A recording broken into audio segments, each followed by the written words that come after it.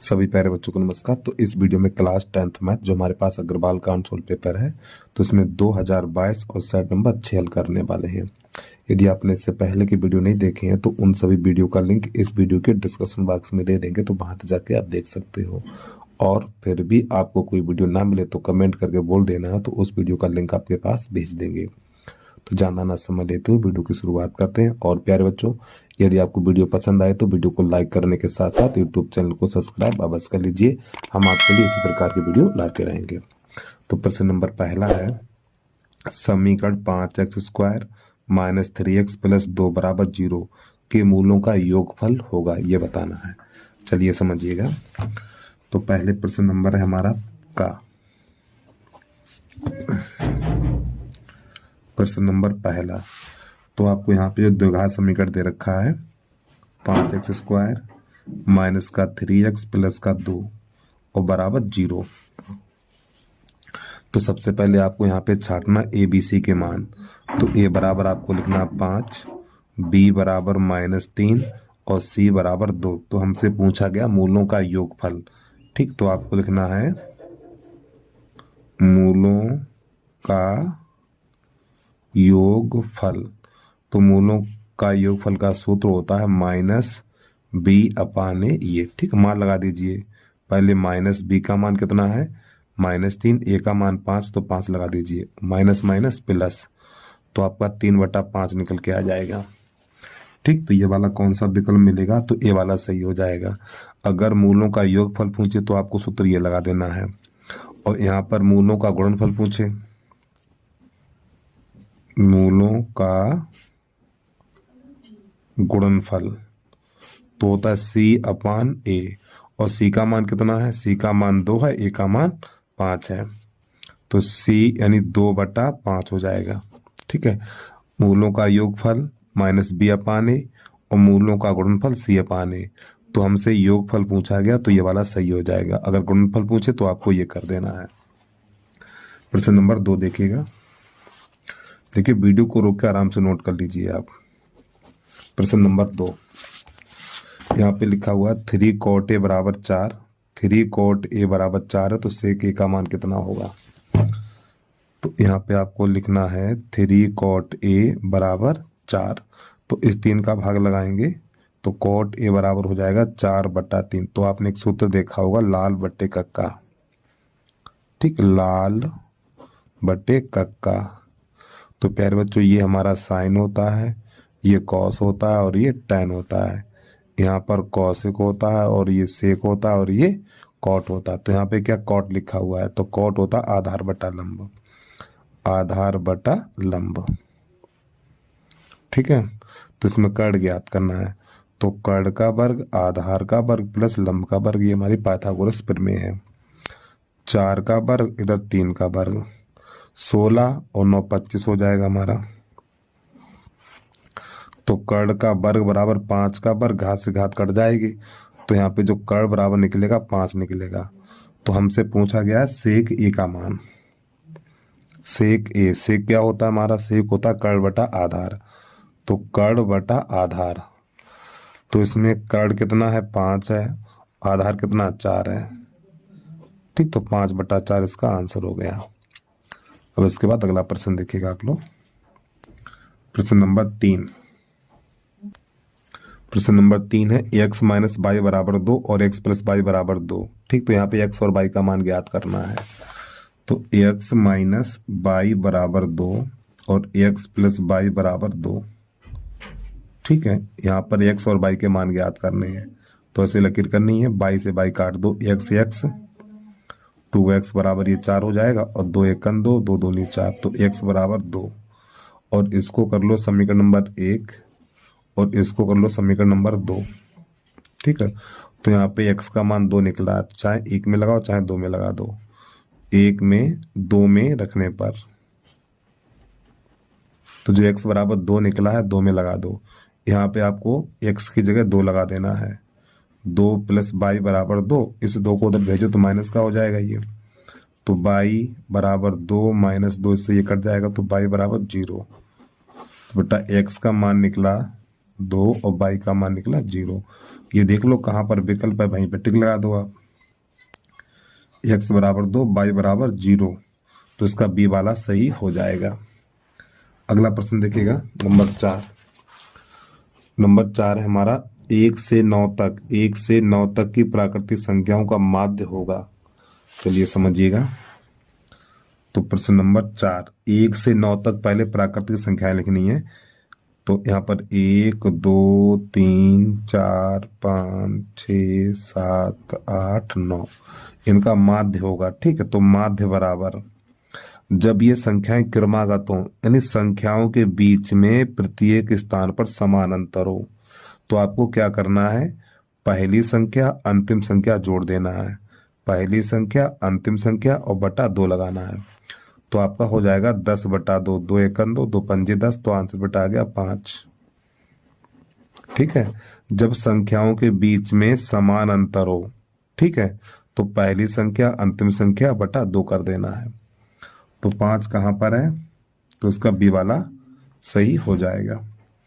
प्रश्न नंबर 5 है, उसको देखिएगा आप।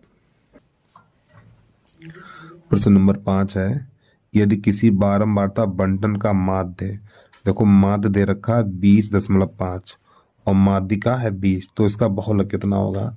तो बच्चों माध्य कितना है 20.5, माध्यिका कितनी है 20, तो हमसे बहुलक पूछा गया है। तो इसके लिए सूत्र होता है वो देख लीजिए, बहुलक बराबर, बहुलक बराबर 3 माध्यक माइनस 2 माध्य, बेटा ये सूत्र होता है हमारा। ठीक है, तो 3 गुणा, इसमें जो माध्यक दे रखा है, माध्यक, माध्यिका, माध्यक को माध्यिका बोलते हैं। ठीक है, तो इसकी जो माध्यिका है 20 है और 20 गुणा 2 गुणा माध्य है हमारा 20.5, 3 गुणा माध्यक, माध्यक हमारा 20 है, फिर 2 गुणा और माध्य है 20.5, ये तो बन जाएगा 60 और ये बन जाएगा हमारा 41, तो घटाएंगे तो घटाने पर बचेगा हमारा 19। ठीक, ये हमारा बहुलक निकल के आ जाएगा। अगला प्रश्न देखिएगा आप। तो 19 कहां पर मिलेगा आपको, 19 सी वाला सही हो जाएगा। प्रश्न नंबर 6 देखिए, पहले प्रश्न देख लो आप। चित्र में एबीसी के आधार बीसी के समांतर पी क्यू, यानी इस त्रिभुज में ये वाली भुजा इसके समांतर है, और यहाँ पे अनुपात दे रखा पी क्यू अनुपात बीसी। कहाँ पर, ये पी क्यू अनुपात बीसी। तो एपी तथा बीपी का अनुपात होगा एपी तथा बीपी का अनुपात होगा। चलिए समझिएगा। तो सबसे पहले इसका बना लें हम चित्र। तो यहाँ पे लिखना ए, यहाँ पर लिखना है बी और यहाँ पे लिखना है सी, तो ये हमारा पी और क्यू। तो विकल्प है हमारे। ठीक है, तो इसमें ये वाली भुजा इसके समांतर है। तो प्यारे बच्चों, जब ये वाली भुजा इसके समांतर होती है तो अन्य भुजाएं समानुपात में होती हैं। ठीक है, तो यहाँ पे क्या लिखा हुआ है, पी क्यू और बटा पी क्यू बटा बी सी बराबर 1/3, यानी पी क्यू बटा बी सी बराबर 1/3 दे रखा है। तो पी क्यू का मान कितना 1 है और बी सी का मान 3 है। चलिए समझिएगा, ये हमारा पी क्यू है तो इसका मान कितना हो गया 1, बी सी ये कितना हो गया 3 हो गया।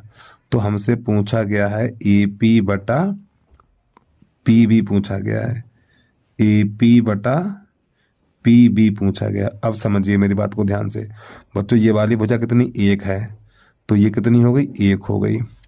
फिर ये वाली भुजा कितनी 3 है, तो यहाँ से लेके यहाँ तक पूरी 3 हो गई। जब ये वाली भुजा 3 है तो ये वाली भुजा 3 हो गई, और 3 में ये वाली कितनी है 1 है, तो ये 2 बचेगी।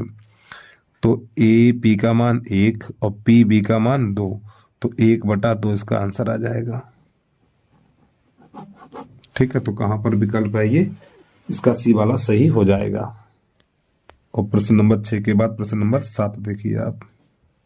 प्रश्न नंबर 7 है, तो यहाँ पे संख्याएं दे रखी हैं, का माध्य 15 है तो x का मान ज्ञात कीजिए। तो संख्याएं कितनी है 1 2 3 4 5 6 7 संख्याएं हैं। ठीक है, चलिए समझिएगा। तो एक सूत्र होता है माध्य बराबर माध्य बराबर पदों का योग बटे पदों की संख्या। तो यहाँ पे जो संख्याएं दे रखी हैं उन सबको जोड़िए। तो आपको लिखना है 27 प्लस 23 प्लस x माइनस 4 और प्लस x प्लस 4 और प्लस अगली संख्या हमारी 15, फिर प्लस 3 और प्लस 7 और बटा कितनी संख्या है ये 1 2 3 4 5 6 7, तो बटा 7 रहेगा और माध्य दे रखा है 15 हमें। तो अब आपको क्या करना है, अभी कुछ नहीं करना है। 15 बराबर 23, देखो यहाँ पर ये 4 से 4 कट जाएगा, 27 23 15 3 और 7, जब इन सबको जोड़ेंगे तो इनका जोड़ हो जाएगा 75 और प्लस x और ये x 2x और बटा 7। इसके नीचे कर लो, इसका गुणा इसमें और इसका इसमें, तो यहाँ पर मिलेगा हमें 75 प्लस 2x और 15 छक्का 90, 15 सत्ते 105।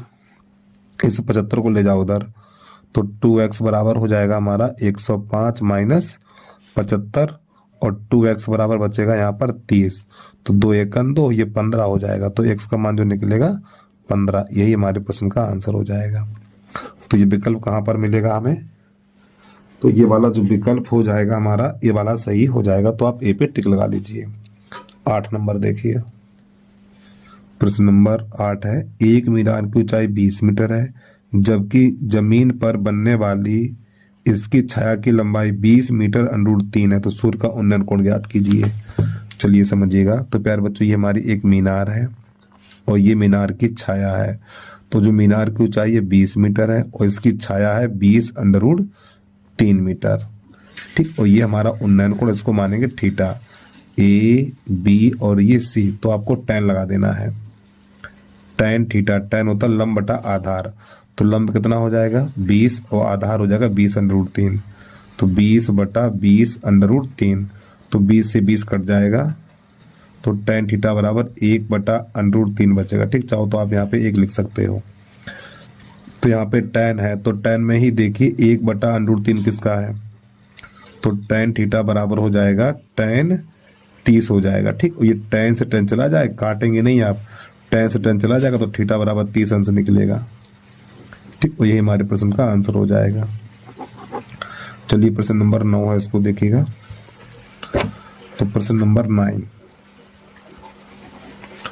9 है, 10 व्यक्तियों के भार का माध्य 45.65 किलोग्राम है, उनके भारों का योगफल कितना होगा, ठीक। तो प्यारे बच्चों, क्या करना है, योग बराबर होता है यानी कि संख्या गुणा माध्य, तो योग बराबर इन दोनों गुणा कर देना है।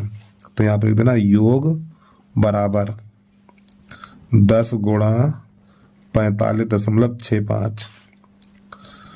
तो इसमें जीरो का पहले यानी इस संख्या के पहले पीछे जीरो चिपका दो, 45 650 एक जीरो लिख दो, और 10 से पीछे कितने अंक है 2 अंक, तो यहाँ पे लगा दो और लिख दो केजी। और भाई 10 का गुणा करना है, किसी संख्या में 10 का गुणा करो, 100 का करो, 1000 का करो, जितने जीरो हैं तो उस संख्या में पहले उतने जीरो लगा दो। तो यहाँ पे 1 जीरो है, 45 65 के पीछे 1 जीरो लगाओ, फिर आपको ये देखना है 10 अंक से पीछे कितने अंक है 1 2, यहाँ लगा दो, ठीक है। तो ये वाला विकल्प कहाँ पर है 456.5, इसका बी वाला सही हो जाएगा, ठीक। तो बी पे आप टिक लगा लीजिए। प्रश्न नंबर 10 है, इसको देखिएगा। यदि द्विघात समीकरण के मूल बराबर है तो के का मान ज्ञात कीजिए। तो सबसे पहले आपको द्विघात समीकरण लिख लेना है, 2x² माइनस का 5x, ठीक, 5x लिखना है और प्लस का के और बराबर 0। तो सबसे पहले इसमें ABC के मान छाटिए, a बराबर 2 लिखना है, b बराबर -5 और c बराबर के, मूल समान है। तो प्यारे बच्चों, जब मूल समान होते हैं तो b² - 4ac बराबर 0 लगाना पड़ेगा। मान लगा दीजिए, b का मान -5 का वर्ग 4, a का मान 2 और c का मान के बराबर 0। माइनस संख्या का वर्ग हमेशा प्लस होता है, तो ये तो 25 हो जाएगा और ये हो जाएगा 8 के बराबर 0। इस 25 को उधर भेज दो, तो माइनस का 8 के बराबर माइनस का 25 हो जाएगा, माइनस से माइनस कट जाएगा, फिर 8 का भाग लग जाएगा, तो के बराबर निकलेगा 25/8। देखो कहीं पर है ये 25/8, तो इसका डी वाला सही हो जाएगा। अब आ जाइए प्रश्न नंबर 11 की तरफ। नंबर 11 में दे रखा है 270 के अभाज्य गुणनखंड होंगे। चलिए समझिएगा। तो पहले तो आपको 270 के अभाज्य गुणनखंड काट लो ऐसे करके। तो देखो अभाज्य गुणनखंड की बात करें तो 2, 3, 5, 7, 11, 13, 17, 19 इन्हीं का ही भाग लगाना है, ठीक है। तो पहले 2 का भाग लगाइए, 2 एकम 2, 2 तियां 6 और 2 पंजे 10। अब 2 का भाग नहीं लगेगा, 3 का लगाइए, तो ये हो जाएगा 3 त्रिका 9, 3 चौक 12, 1 बचा हुआ और 3 पंजे 15, फिर 3 से कट जाएगा ये, 3 एकम 3 और 3 पंजे 15, फिर 3 से कटेगा, 3 पंजे 15 और 5 एकम 5।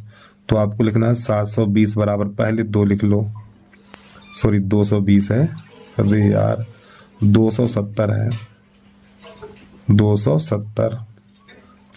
तो पहले 2, 3 से कितनी बार काटा, 1 2 3, तो 3 पे घात 2, सॉरी 3 पे घात 3, फिर ये 5। तो देख लो विकल्प कहाँ पर मिलेगा, 2 गुणा 3 पे घात 3 गुणा 5, तो 2 गुणा, हाँ लो बेटा इसका सी वाला सही हो जाएगा, ठीक। इसने उल्टा लिख दिया, बताओ इसने उल्टा लिख दिया, ठीक है, तो इसका हमारा सी वाला सही हो जाएगा। प्रश्न नंबर है 12, इसको देखिए। 12 नंबर में दे रखा यदि द्विघात बहुपद के शून्यकों का योगफल और गुणनफल, तो प्यारे बच्चों शून्यकों का योगफल 2 है और गुणनफल 5 है, तो बहुपद होगा। तो यहाँ पे सबसे पहले आपको सूत्र लिखना, द्विघात बहुपद, द्विघात बहुपद, तो x² माइनस x, मूलों का योगफल, मूलों का योगफल और प्लस मूलों का गुणनफल और बराबर 0, ये हमारा सूत्र होता है। तो पहले x² माइनस x, चाहे मूल कह दो चाहे शून्य कह दो एक ही बात है। मूलों का योगफल कितना है, 2 है, तो यहाँ पे 2 लिख देना है, प्लस मूलों का गुणनफल कितना 5 है, तो यहाँ पे 5 लिख देना है। अब यहाँ पे x का अंदर गुणा हो जाएगा, तो x² माइनस का 2x प्लस का 5 और बराबर 0, और यही बेटा प्रश्न का आंसर आ गया। तो देख लो ये कहाँ पर है विकल्प में, x² माइनस 2x और प्लस 5, तो इसका ए वाला सही हो जाएगा, तो आपको ए पे टिक लगा लेना है। प्रश्न नंबर 13, इसको देखिएगा। यहाँ पे लिखा हुआ रैखिक युग्म समीकरण, ठीक। यहाँ पे 2 समीकरण दे रखे हैं, इनके हल बताने हैं। तो इस प्रश्न को हल करने से पहले इसका बेसिक समझना पड़ेगा आपको। तो नंबर 1 डाल के लिखेंगे a1/a2 नॉट इक्वल b1/b2। तो प्यारे बच्चों ये कहलाते प्रतिच्छेदी रेखाएं, प्रतिच्छेदी रेखाएं, और इनका अद्वितीय हल कहते हैं, ठीक है। अद्वितीय हल, अद्वितीय हल का मतलब होता है केवल एक हल, केवल एक हल। नंबर 2 डाल के लिखना है a1/a2 equal b1/b2 equal c1/c2। ये होती है समपाती रेखाएं, समपाती रेखाएं, और इनका अपरिमित रूप से अनेक हल, अपरिमित रूप से अनेक हल, ठीक है, या अनंत हल भी कह सकते हैं आप। नंबर 3 डाल के लिखना है a1/a2 equal b1/b2 not equal c1/c2। ये रेखाएं होती हैं समांतर, ठीक, समांतर रेखाएं, और कोई हल नहीं इनका होता है, कोई हल नहीं, ठीक है। तो यहाँ पे ये 3 चीजें आपको याद रखना, तब सवाल आपको समझ में आ जाएगा। अब बढ़िए प्रश्न की तरफ। तो प्रश्न पे यहाँ पे 2 समीकरण दे रखे हैं, x + 2y = 4, और अगला समीकरण है 2x + 4y = 5। आपको क्या करना है, इन्हें गुणांक लेना है बेटा। यहाँ पे x का गुणांक 1 है, यहाँ पर 2 है, तो आपको 1/2, यहाँ पे 2 है, यहाँ पे 4 है, तो 2/4, यहाँ पे 4 है, तो यहाँ पे 5 है, तो 4/5। जो कट जाए उसे काट दो, 2 एकम 2, 2 दूनी 4। तो प्यारे बच्चों ये दोनों बराबर है, लेकिन ये बराबर नहीं है। तो a1 बटा वो a बटा 1/2 बराबर 4/5, तो ये वाला बराबर नहीं है।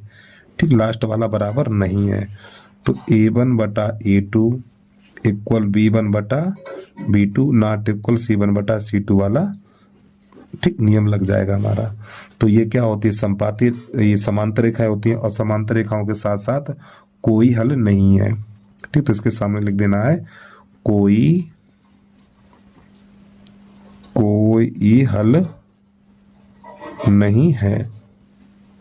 ठीक, तो लास्ट वाला नंबर 3 वाला लग जाएगा ये। तो ये विकल्प कहां पर है, सी वाला सही हो जाएगा हमारा। प्रश्न नंबर 14 देखिए आप। प्रश्न नंबर 14 है हमारा, यदि समांतर श्रेणी का सारवांतर 7 है तो इसका मान कितना होगा। चलिए समझिएगा। तो पहले सारवांतर d बराबर 7 लिख लो। तो a 25 और माइनस a21 इसका मान ज्ञात करना है। तो आपको यहाँ पे क्या करना है, ये 25 है और ये 21 है, तो 25 में से 21 घटाओ, कितना बचा हुआ है, 25 में से 21 घटाओ 4 बचा हुआ है। इस सारवांतर गुणा कर दो 7, तो कितना हो जाएगा, 7 चौक 28 हो जाएगा। ठीक है, तो कहां पर मिलेगा हमें, कहां चला गया ये, इसका सी वाला सही हो जाएगा। ठीक है, सी पे टिक लगा लीजिए आप लोग। अगला प्रश्न देखिएगा, बिंदु इतने इतने के मध्य बिंदु के निर्देशांक होंगे। चलिए समझिए इसको भी 15 नंबर, तो इसी के नीचे लिख लो, इतने में ही काम हो जाएगा 15। तो यहाँ पे बिंदु दे रखे हैं a 2,4 और b 6,4। मध्य बिंदु के निर्देशांक सूत्र लगा दो, मध्य बिंदु के निर्देशांक। तो प्यारे बच्चों मध्य बिंदु के निर्देशांक का सूत्र होता है x1 प्लस x2 बटा 2 y1/2 तो ये x1 और ये y1 x2/2। तो x1 और x2, ये x1 और ये x2 है, 2 + 6/2 y1 + y2, ये y1 और ये y2 है। मान सही रखे हमने, यहाँ ठीक सही है, 4 + 4/2। तो बच्चों ये 8 बन जाएगा हमारा, 8/2, और ये भी 8/2 बन जाएगा। 2 एकम 2, 2 चौकू 8, 2 एकम 2, 2 चौकू 8। तो इसका आंसर निकलेगा 4,4। देखो कहां पर है विकल्प, 4,4, इसका बी वाला सही हो जाएगा। अगला प्रश्न देखिए आप। प्रश्न नंबर 16 है, यदि दिए गए चित्र में DE समांतर BC है तो x का मान ज्ञात करना। तो इस त्रिभुज में ये वाली भुजा इसके समांतर है, तो अन्य दो भुजाएं समानुपात में लगानी है। कैसे लगानी है, AD/DB और AE/EC करना है। चलिए समझिए, पहले बना लो त्रिभुज आप ये। तो यहाँ पे लिखना आपको A B और ये C, और यहाँ लिखना है D और ये E। ये वाली भुजा दे रखी है x + 3, और ये वाली भुजा x है, और ये वाली भुजा है 3x + 4, और ये वाली भुजा है 3x + 19। तो यहाँ पे लिख लो त्रिभुज ABC में DE समांतर BC। जब ये वाली भुजा इसके समांतर है तो अन्य दो भुजाएं समानुपात में लगानी है। AD/DB, AD/DB, फिर लिखना AE/EC, AE/EC। मान लगा दो, इसका मान है x + 3 और इसका मान है 3x + 19।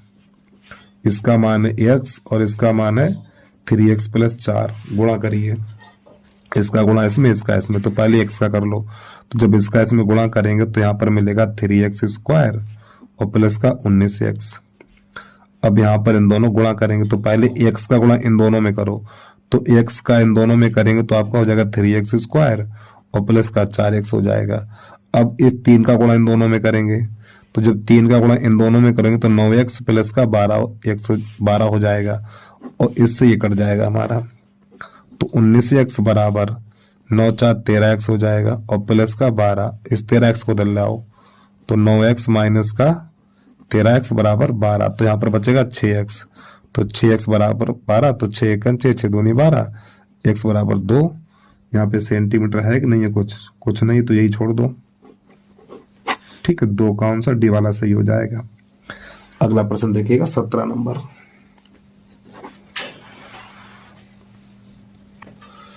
प्रश्न नंबर है हमारा 17। एक वृत्त में कितनी समांतर स्पर्श रेखाएं खींची जा सकती हैं? तो प्यारे बच्चों इसका आंसर हो जाएगा अनंत। ठीक है, एक वृत्त में अनंत समांतर रेखाएं हम खींच सकते हैं। प्रश्न नंबर 18 है 9 सेक स्क्वायर ए माइनस 9 टेन स्क्वायर ए का मान कितना होगा? चलिए समझिए इसको। अब आपको 17 की जगह पे यहाँ पे 18 बना लेना है हमें। तो यहाँ पे जो लिखा हुआ है 9 सेक स्क्वायर ए और माइनस 9 टेन स्क्वायर है। तो प्यारे बच्चों यहाँ से क्या करें, 9 को हम कॉमन लेंगे। जब ये 9 कॉमन लेंगे तो सेक स्क्वायर ए माइनस टेन स्क्वायर ए हो जाएगा हमारा। अब इसका मान कितना होता है, 1 होता है। तो 9 गुणा 1, तो यहाँ पे 9 आ जाएगा। कहाँ पर टिक लगा दीजिए आप, तो इसका सी वाला सही हो जाएगा। प्रश्न नंबर 19 देखिए। प्रश्न नंबर 19 है एक साल में 53 रविवार की प्रायिकता ज्ञात कीजिए। चलिए समझिएगा, 53 रविवार की प्रायिकता ज्ञात करनी है। तो प्यारे बच्चों यहाँ पे एक साल में देखो, यहाँ पे ना लीप वर्ष की बात करेगी ना साधारण वर्ष की बात की, तो आप एक साल आपके 365 मानी जाती है। ठीक है, तो आप लिखना एक वर्ष बराबर 365 दिन। ठीक है, और 365 में क्या होता है, 52 सप्ताह। ठीक, 52 सप्ताह प्लस 1 दिन। ठीक है, 1 दिन ये बचा हुआ है। 52 सप्ताह प्लस 1 दिन, हम इसको ऐसे भी लिख सकते हैं 52 गुणा 7 प्लस 1 दिन, इस प्रकार। तो यहाँ पे 53, देखो 52 दिन है, सभी दिन आएंगे ये, यानी कि सप्ते में दिनों की संख्या कितनी, 7 होती है। ठीक, ये 7 दिन 52 बार आएंगे, लेकिन एक दिन वो होगा जो 53 बार आएगा। ठीक, तो आपको लिखना प्रायिकता PE बराबर, यहाँ पे देखो 1 बचा हुआ, 1 लिख दो, और सप्ते में कितने दिन होते हैं, 7 दिन होते हैं। ठीक, तो 7 लिख दो। ये हमारे प्रश्न का आंसर हो गया 1/7। ठीक, एक दिन है, यानी कि एक दिन है, इन 7 दिनों में से कोई एक दिन है जो 53 बार आएगा। ठीक, तो 1/53 हो जाएगा इसका आंसर। अगला प्रश्न देखिएगा नंबर 20। नंबर 20 में यहाँ पे 2 त्रिभुज दे रखे हैं। ठीक, ABC और DEF दोनों त्रिभुज समरूप है। कोण A का मान 57 और कोण D का मान 75 हो, तो F का मान कितना होगा? चलिए समझिएगा। तो नंबर 20 लिख लो यहाँ पर।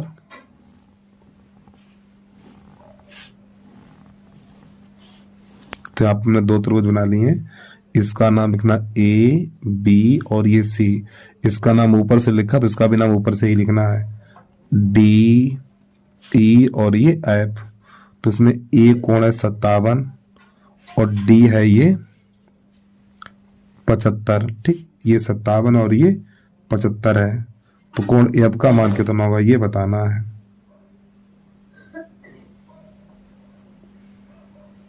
ABC DEF, कोण A का मान 57 है और कोण D का मान 75 है, तो कोण F का मान कितना होगा?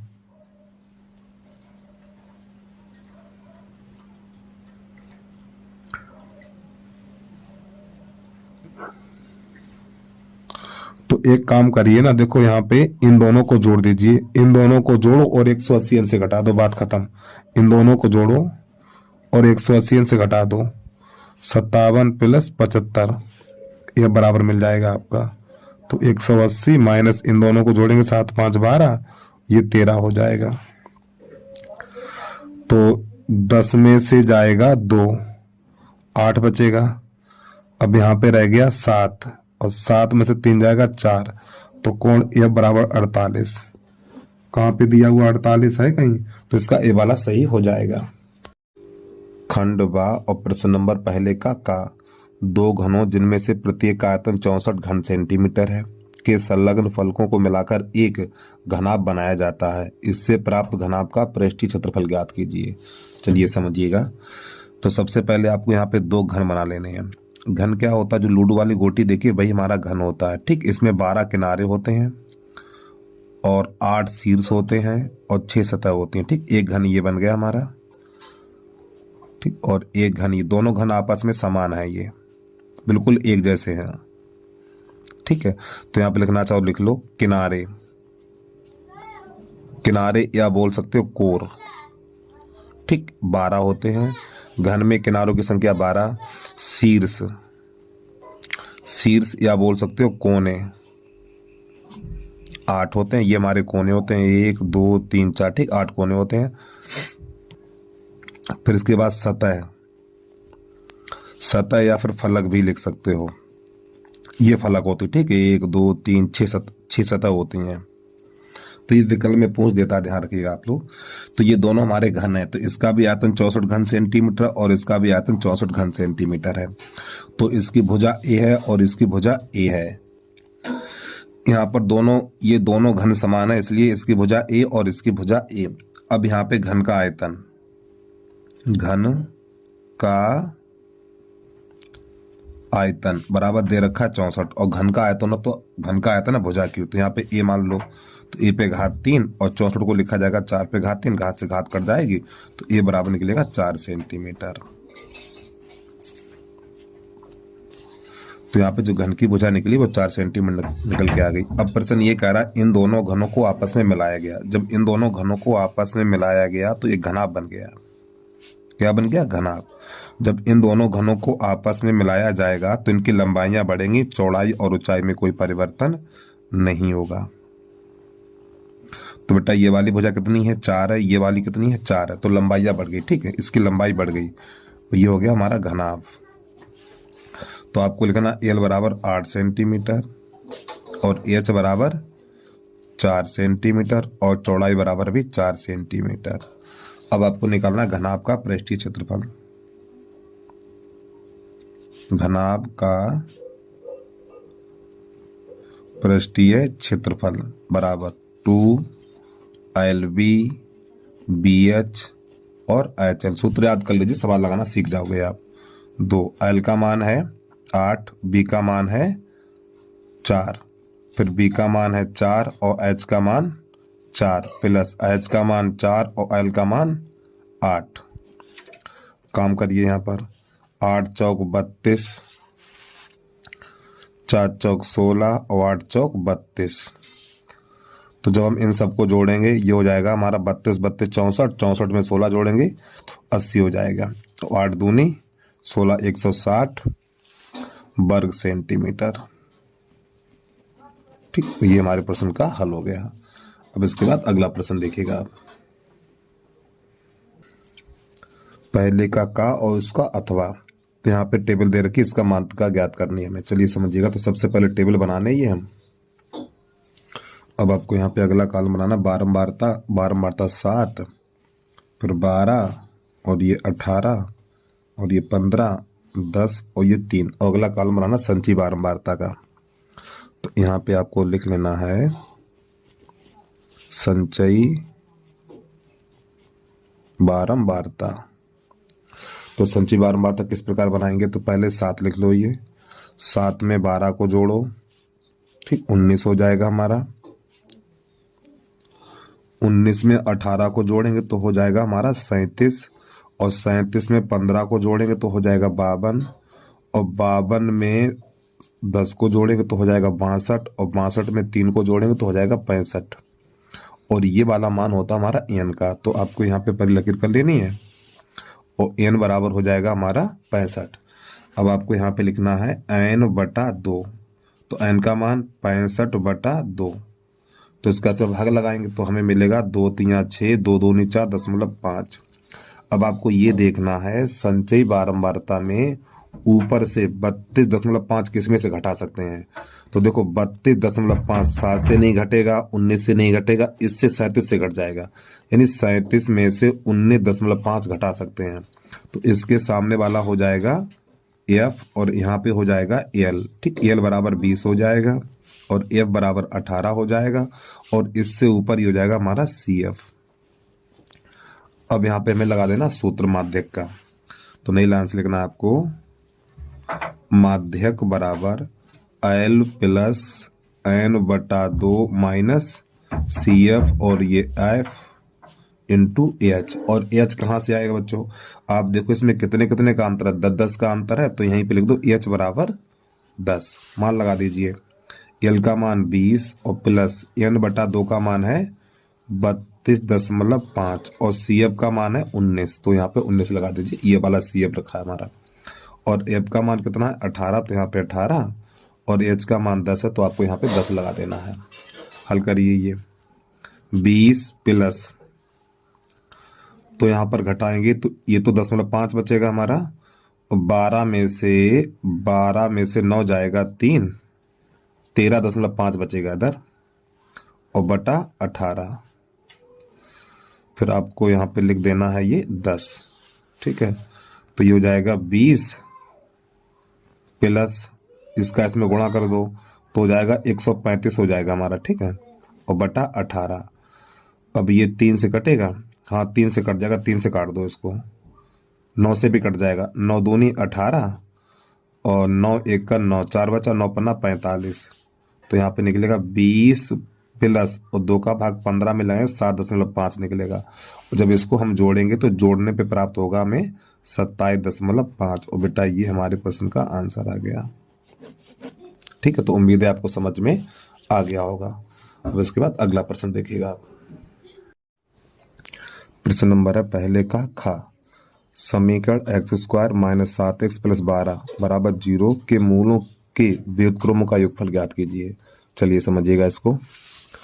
तो सबसे पहले आपको यहाँ पे द्विघात समीकरण लिख लेना और इसके ABC के मान छांट लो। तो a बराबर 1 मिलेगा, b बराबर -7 हो जाएगा और c बराबर हो जाएगा 12। तो मूलों का योगफल, ठीक, अल्फा प्लस बीटा बराबर -b/a, ये हमारा सूत्र होता है। तो माइनस b का मान कितना है -7 है, a का मान 1 है, तो माइनस माइनस प्लस बन जाएगा। तो यहाँ पे आपको लिख लेना है 7। तो अल्फा प्लस बीटा का मान 7 निकला। फिर इसके बाद मूलों का गुणनफल अल्फा इंटू बीटा बराबर c/a। तो c का मान कितना है 12 है और a का मान 1 है, तो 12/1 और 1 लिखा नहीं जाएगा, तो अल्फा इंटू बीटा बराबर निकलेगा 12। अब प्रश्न कह रहा है मूलों के व्युत्क्रमों का योगफल। तो जो हमारे मूल अल्फा और बीटा हैं, तो मूलों के व्युत्क्रमों का योगफल 1/अल्फा प्लस 1/बीटा, ठीक, ये कहलाता है मूलों के व्युत्क्रमों का योगफल बराबर इसका गुणा इसमें, इसका इसमें, इसका इसमें, तो अल्फा प्लस बीटा और बटा अल्फा बीटा। तो ये प्राप्त होगा हमें। अल्फा प्लस बीटा का मान कितना है 7 है, तो यहाँ पे 7 और अल्फा इंटू बीटा का मान कितना 12, तो आपको यहाँ पे 12 लगा देना है और यही हमारे प्रश्न का हल हो जाएगा। ठीक है, तो उम्मीद है आपको समझ में आ गया होगा। अब इसके बाद अगला प्रश्न देखिएगा आप। प्रश्न हमारा पहले का गा। दो संख्याओं का योगफल 85 है। दो संख्याओं का योगफल 85 है। यदि बड़ी संख्या छोटी संख्या के 4 गुने से 5 अधिक है तो संख्याएं ज्ञात कीजिए। तो सबसे पहले आपको इसमें लिखना है माना बड़ी संख्या बराबर, माना बड़ी संख्या बराबर x और छोटी संख्या y। छोटी संख्या बराबर y। फिर इन दोनों का योगफल, तो x प्लस y बराबर है 85। ये बन जाएगा समीकरण नंबर पहला। फिर आगे प्रश्न कह रहा है यदि बड़ी संख्या छोटी संख्या के 4 गुने से 5 अधिक है, तो पहले x बराबर ऐसे y कर लो, ठीक, x बराबर y। हमेशा ध्यान रखिए गुणा हमेशा छोटी संख्या में होता है, गुणा हमेशा छोटी संख्या में होता है। तो प्रश्न कह रहा है बड़ी संख्या, ये हमारी बड़ी संख्या और ये छोटी संख्या है। बड़ी संख्या छोटी संख्या के 4 गुने से 5 अधिक है, और ये हो जाएगा समीकरण नंबर 2। अब x बराबर 4y प्लस 5 कहाँ यहाँ रखेंगे, तो इस x की जगह पे लिखो 4y प्लस 5 और ये प्लस y बराबर 85। अब आपको क्या करना है यहाँ पर, ये हो जाएगा 5y और इस 5 को उधर भेज दो, तो 85 माइनस 5, तो 5y बराबर हो जाएगा ये हमारा 80। तो ये 5 एकन 5, ये जाएगा 16 पंजे 80 होता है। तो y बराबर निकलेगा 16। अब ये वाला मान समीकरण नंबर 2 में लगा दो। 2 में रखने पर y बराबर 16 यहाँ पे लगा देना है आपको। तो ये बनेगा x बराबर 4 गुणा 16 प्लस का 5। तो 16 चौकू 64 और प्लस 5, तो जोड़ेंगे तो x बराबर 69 निकल के आ जाएगा हमारा। ठीक, तो जो हमारी संख्याएं हैं 69, 16। ठीक, यही हमारा प्रश्न का हल हो जाएगा। अब इसके बाद अगला प्रश्न देखिए आप।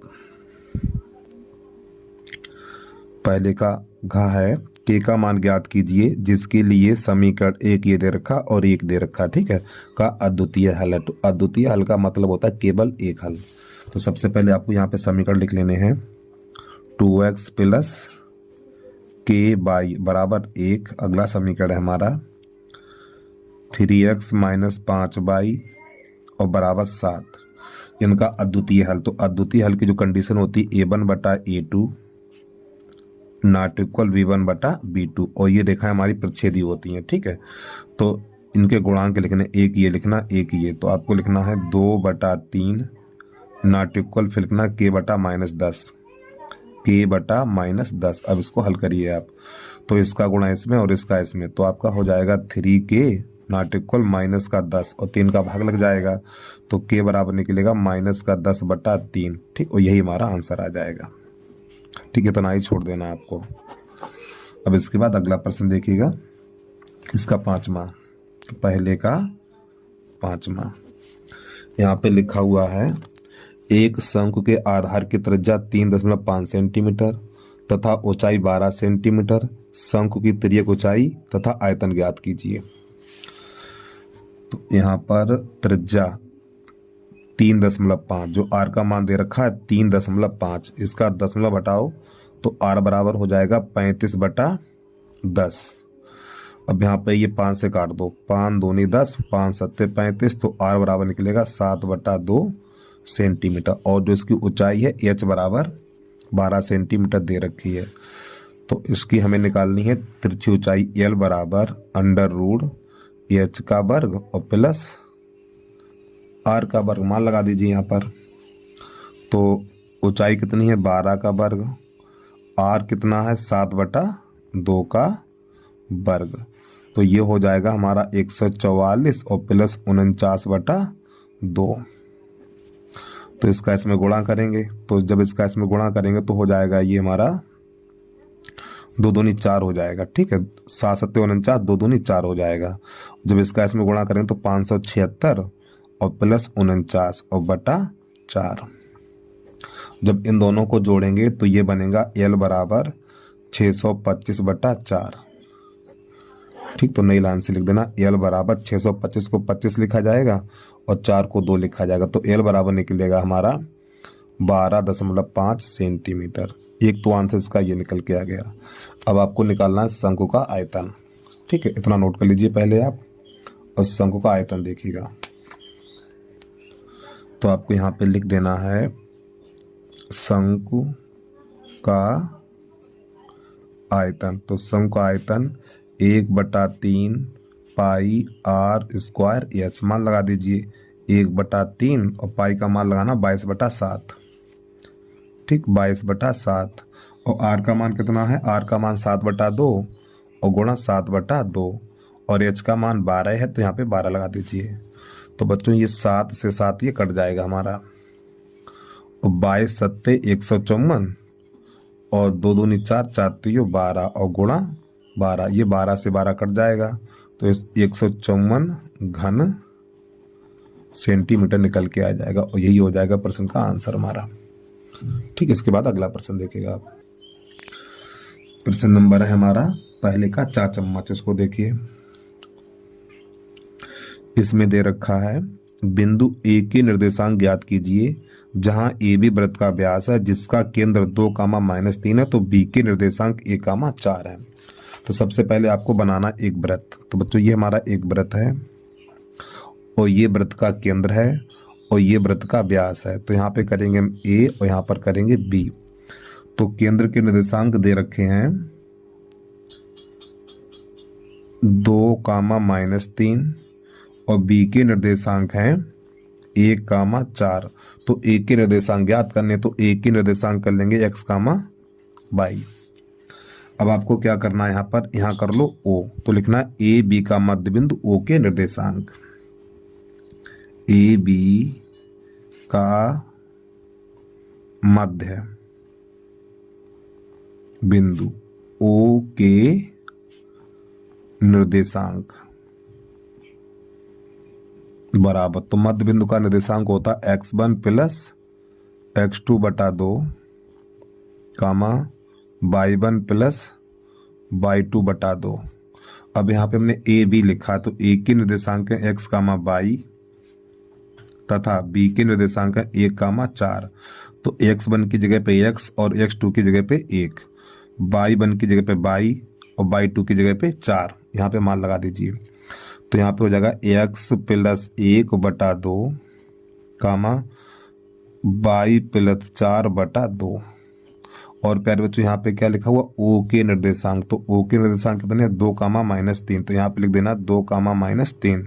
अब आपको क्या करना है, यहाँ पर भुज बराबर भुज कर देना है और कोटि बराबर कोट कर देनी है। तो पहले भुज बराबर भुज, x प्लस 1 बटा 2 बराबर 2, इसके नीचे कर लो, इसका इसमें इसका इसमें, तो x प्लस 1 और 2 दूनी 4, इस 1 को उधर भेजेंगे तो x बराबर हो जाएगा 3, 4 में से घट जाएगा 3 बचेगा।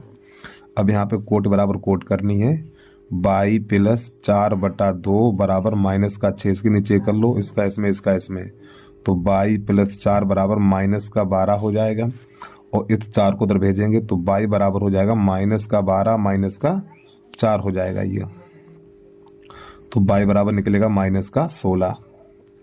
और बच्चों हमने यहाँ पे गलती कर दी है, यहाँ पे जो भुज है कोटे -3 है, ठीक, हमने यहाँ पे 6 कर दिया, तो -3 करिए आप, ठीक, तो 2 3 6 बन जाएगा, माफ़ी चाहता हूँ आपसे भैया। अब ये 6, अब आपका 10 बन जाएगा ये। अब आपको यहाँ पे लिखना ए के निर्देशांक, ए के निर्देशांक, तो बच्चों जो ए के निर्देशांक हैं x कामा y, तो जो हमने x y के मान निकाले वो आपको यहाँ पे लगा देने हैं। x का मान 3 है, x का मान 3 है, y का मान -10 है, ठीक, तो यही हमारे प्रश्न का हल हो गया। अब यहाँ से प्रश्न नंबर 2 चलेगा, उसको देखिएगा आप। प्रश्न नंबर है दूसरे का सिद्ध कीजिए कि 2 प्लस √3 एक अपरिमेय संख्या है। चलिए समझिएगा।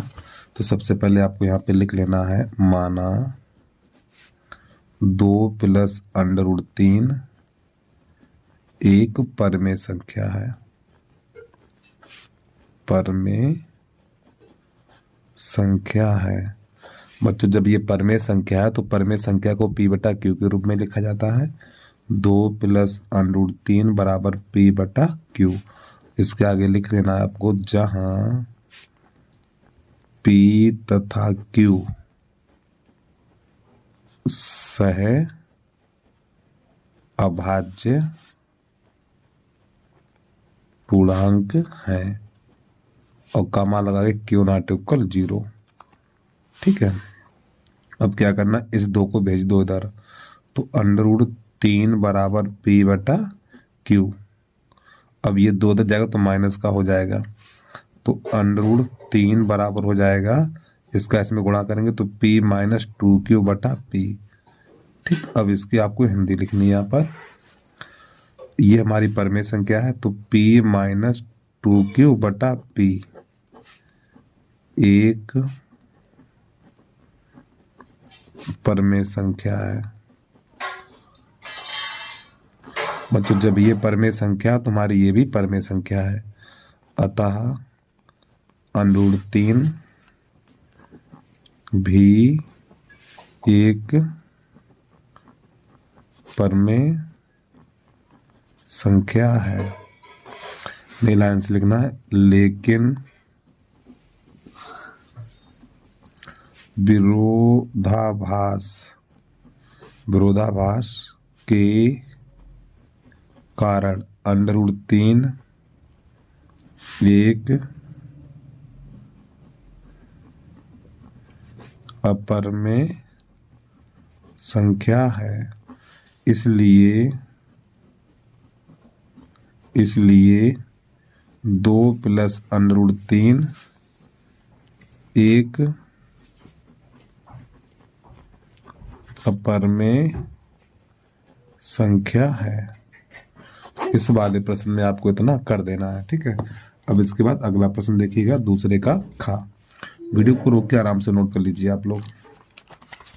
तो दूसरे का खा है, यदि cos थीटा बराबर 4/5 है तो इतने का मान ज्ञात करना हमें। चलिए समझिएगा। तो आपको यहाँ पे लिख लेना है दूसरे का खा। तो यहाँ पे दे रखा है cos थीटा बराबर 4/5। तो प्यारे बच्चों cos होता है आधार बटा कर्ण, ठीक। आधार हमारा हो जाएगा 4 और कर्ण हो जाएगा 5। तो इसका लंब निकालना है। तो यहाँ पे पाइथागोरस प्रमेय लगानी है आपको। कर्ण का वर्ग आधार का वर्ग प्लस लंब का वर्ग। तो कर्ण कितना है हमारा 5 है, तो 5 का वर्ग, आधार 4 का वर्ग और लंब तो ज्ञात करना है। तो ये 25 हो जाएगा, बराबर ये 16 हो जाएगा प्लस एल का वर्ग। इस 16 को उधर भेजेंगे तो घट जाएगा। तो 25 - 16 बराबर एल का वर्ग। तो एल स्क्वायर बराबर आपका हो जाएगा 9। तो एल स्क्वायर बराबर 3 पे घात दो, घात से घात कट जाएगी। तो एल बराबर 3 निकलेगा हमारा, यानी जो लंब निकला वो 3 निकल के आ गया। अब आ जाइए प्रश्न की तरफ। अब यहाँ से दूसरे पेज पे पहुँच रहे हैं हम। अब जो हमसे मान पूछा है इसने, यहाँ पे आपको लिख लेना है sine theta into cos theta और प्लस tan स्क्वायर थीटा। इसका मान हमसे पूछा गया है, तो इसमें मान लगा दीजिए। तो बच्चों साइन क्या होता है, साइन होता है लंब बटा कर्ण। तो लंब, साइन लंब बटा कर्ण और कॉस होता है आधार बटा कर्ण और प्लस, और tan होता है लंब बटा आधार। इनके मान लगा दो। तो लंब हमारा निकला है 3, कर्ण है 5, आधार है 4 और कर्ण है 5, ऐसे करके, ठीक है। लंब की जगह पे लगा देना 3 और आधार की जगह पे लगा देना 4 और इसका वर्ग। अब यहाँ पे काम कर लीजिए आप, कुछ कटेगा तो है नहीं। तो 12/25 और प्लस ये 9 हो जाएगा हमारा 16। तो इसका गुणा इसमें, इसका इसमें और यहाँ पर इसका इसमें कर देना है। तो पहले 16 गुणा इसमें करो। 16 दूनी 32, 16 दूनी 32 हासिल 3 और 16 एकम 16 और 16 3 19 प्लस 25 निम्मा 225 और बटा 25 का 16 में करेंगे 400 निकल के आएगा। अब इनको आप जोड़ दीजिए। 5 2 7, 9 2 11, 2 और 3 और 1 हासिल 4 बटा 400, ठीक। तो ये हमारे प्रश्न का आंसर आ गया, ठीक है। अब इसके बाद अगला प्रश्न देखिएगा, दूसरे का गा गमला। प्रश्न है हमारा दूसरे का गा। यदि बिंदु a, 0 0, b और 1, -1 सररेख हो तो ये सिद्ध करना हमें।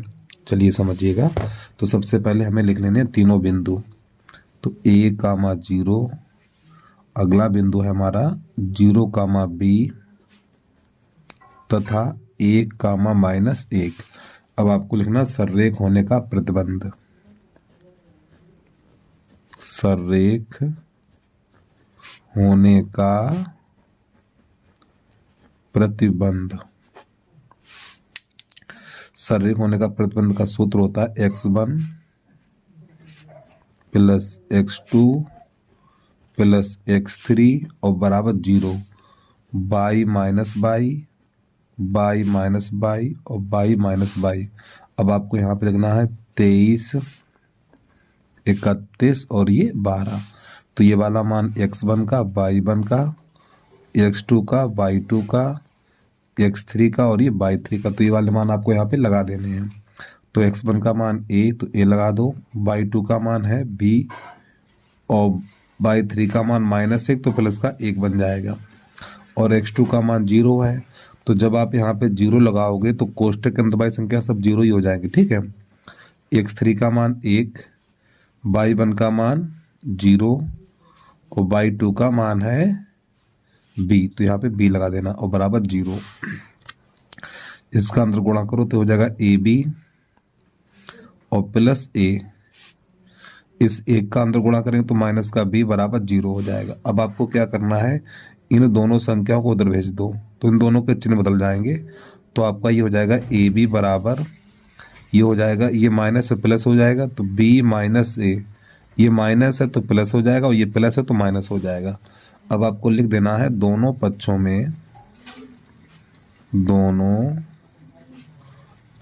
में ए बी का भाग देने पर, ठीक, दोनों पक्षों में ए बी का भाग लगाएंगे। जब हम दोनों पक्षों में ए बी का भाग लगाएंगे तो ए बी बटा ए बी, बी बटा ए बी और ए बटा ए बी, ठीक है। अब यहाँ पे क्या होगा बेटा, ये बी से बी कटेगा, ए से ए कटेगा और इससे ये कट जाएगा तो एक बराबर एक बटा ए माइनस एक बटा बी। अब इसको थोड़ा पलट के लिख देना है तो एक बटा ए माइनस एक बटा बी बराबर एक, और यही हमारे प्रश्न का आंसर हो गया और यही हमें सिद्ध करना था, ठीक है। चलिए भाई जल्दी से नोट करिए, अगला प्रश्न देखिएगा आप लोग। दूसरे का घाघड़ी। तो यहाँ पे निम्नलिखित बारंबारता सारणी में एफ का मान ज्ञात कीजिए। यदि विद्यार्थियों के प्राप्तांकों का माध्य 25 है तो यहाँ पे एफ मान यानी एफ ज्ञात करना है और समांतर माध्य दे रखा है 25। तो प्राप्तांक में लिखना है 0 से 10, 10 से 20, 20 से 30, 30 से 40, 40 से 50, ठीक। और विद्यार्थियों की संख्या है, विद्यार्थियों की संख्या को एफ से लिखा जाएगा। यहाँ पर 6, यहाँ पर एफ, फिर 6, ये फिर 10, फिर ये 5। अब मध्यमान निकालना, तो मध्यमान बारंबारता को जोड़ के यानी कि जो प्राप्तांक है ना इनको जोड़ के 2 का भाग लगाएंगे। तो इन दोनों को जोड़ेंगे 10 और 10 में 2 का भाग लगाएंगे 5। अब आप इसमें ये देखिए कितने का अंतर है, 10 10 का अंतर, तो इसमें 10 जोड़ो, 5 में 10 जोड़ो 15, 15 में 10 जोड़ो 25, 25 में 10 जोड़ो 35 और 35 में 10 जोड़ो 45। और फिर आपको अगला कॉलम बनाना है एफ इंटू एक्स। तो इसका गुणा इसमें करो तो आपका हो जाएगा 30, इसका इसमें करो तो ये हो जाएगा हमारा 15 एफ और 25 छक्का 150 बन जाएगा, ये 350 बन जाएगा और 55 25 ये 225 बन जाएगा। अब यहाँ पे आपको जोड़ना, ये सब क्या क्या जोड़ना है, इसको जोड़ना है। तो इसके जोड़ को लिखा जाएगा सिग्मा एफ बराबर, तो जोड़ेंगे इसे हम, ये 6 6 12, 6 6 12, 12 5 17 और 17 में 10 जोड़ेंगे 27। तो आपका हो जाएगा 27 प्लस एफ। इसी प्रकार इधर जोड़ेंगे तो इसके जोड़ को बोलेंगे सिग्मा एफ एक्स बराबर। तो यहाँ पर देखो 30 है, 150 है, 350 है और 225 है। जब इनको जोड़ेंगे तो इनका जोड़ हो जाएगा 755 और प्लस 15 एफ आपको यहाँ पे लिख देना, ठीक। एफ बना हुआ है ये 15 एफ। तो यहाँ पे हमारा सूत्र होता है समांतर माध्य बराबर सिग्मा एक्स एफ बटा सिग्मा एफ, और समांतर माध्य यहाँ पर हमें दे रखा है 25, तो इसकी जगह 25 लगा देंगे बराबर, और इसका मान दे रखा है 755 प्लस 15 एफ और बटा इसका मान है 27 प्लस एफ। अब इसके नीचे कर लो, एक कैसे गुणा करना है आपको, इसका इसमें और इसका इसमें। तो जब इसका इसमें गुणा करेंगे तो यहाँ पर हमें प्राप्त होगा 25 छक्का 150 और 25 सत्ते 175 की 5 हाथ से 17 लगी हुई है हमारी, और 25 दूनी 25 छक्का 150 और 25 सत्ते 175 हाथ से 17, 25 दूनी 50, 50 में 17 जोड़ेंगे, ठीक, हमारा हो जाएगा 67। और 25 का एफ में करेंगे तो 25 एफ बराबर 755 और प्लस 15 एफ। अब यहाँ पर छात्र कर लो, ये बारी संख्या दल जाओ, इसको दल ले जाओ, तो 25 एफ और माइनस का 15 एफ बराबर 755 और माइनस 675। तो घटाएंगे तो यहाँ पे बचेगा 10 एफ बराबर, इधर घटाओ 0 और 15 में तो 7 जाएगा 8 बचेगा, तो 0 से 0 कट जाएगा, तो जो एफ का मान निकलेगा वो 8 निकल के आ जाएगा और यही हमारे प्रश्न का आंसर हो जाएगा, ठीक है। चलिए भाई अगला प्रश्न देखिएगा। इसके बाद